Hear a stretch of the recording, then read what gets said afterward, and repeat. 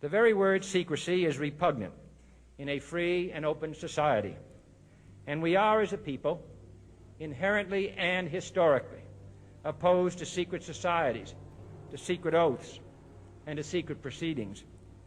We decided long ago that the dangers of excessive and unwarranted concealment of pertinent facts far outweighed the dangers which are cited to justify it. Those who remain, by order of the City of Pittsburgh Chief Police, I hereby declare this to be an unlawful assembly. I order all those assembled to immediately disperse.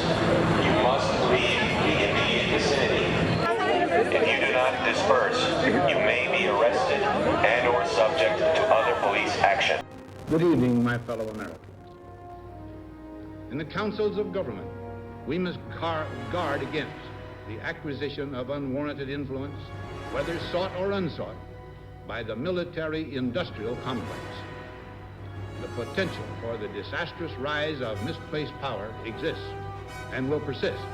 We have before us the opportunity to forge for ourselves and for future generations a new world order, a world where the rule of law, not the law of the jungle, governs the conduct of nations.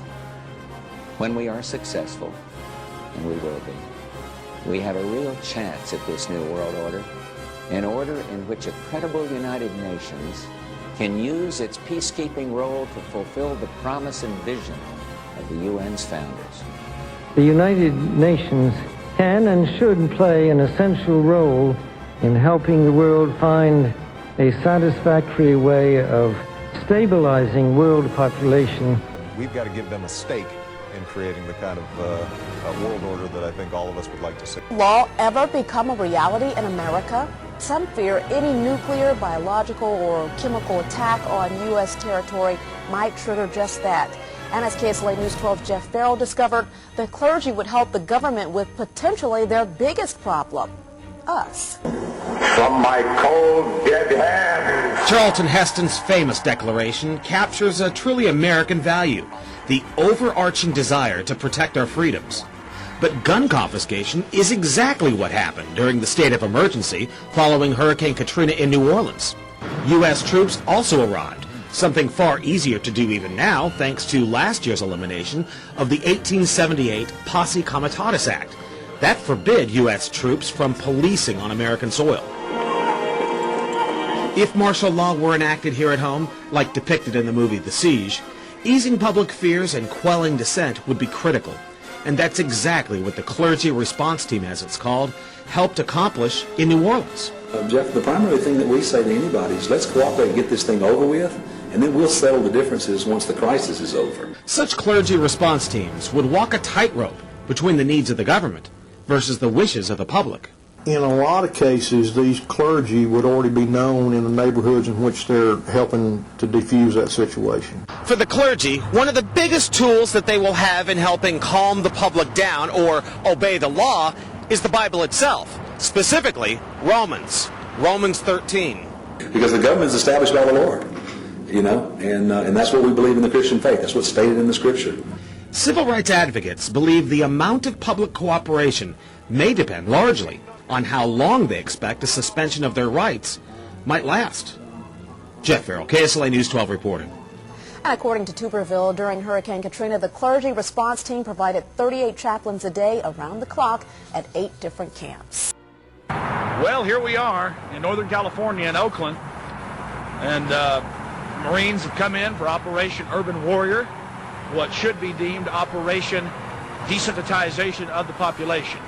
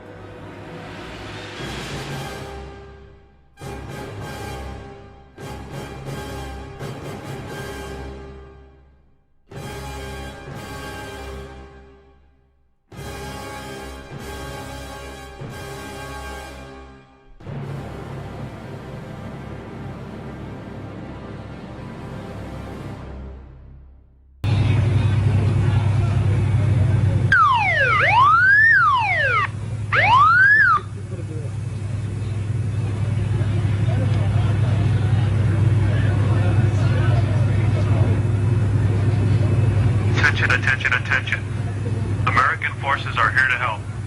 Remain calm. We will not tolerate civil disobedience. Attention, attention, attention. American forces are here to help.